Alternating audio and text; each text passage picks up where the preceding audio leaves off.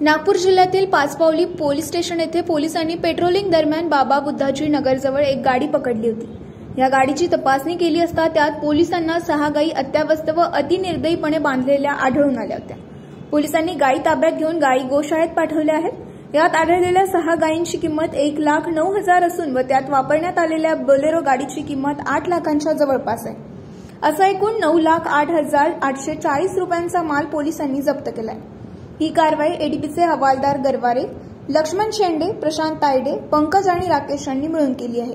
यात आरोपी सुनील बोरकर व एहबाज निसारदान हे गोंदिया जिल्ह्यातील असून सध्या त्यांच्यावर कोणताही गुन्हेगारी खटला नसल्याची माहिती पोलिसांनी दिली आहे व पुढील तपास पोलीस करीत आहेत। त्याच्यात एक वाहन जोराने पळून जात होता। त्याच्यात एक डाऊट होता। त्या गाडीचा पाठलाग करून बाबा बुद्धाजी नगर जवळपास पकडले। त्याची तपासणी केली असता त्याच्या 6 गायी अस्ताव्यस्त बांधलेले, तोंडात पायात असं बांधून एकदम निर्दयतेने दिसले।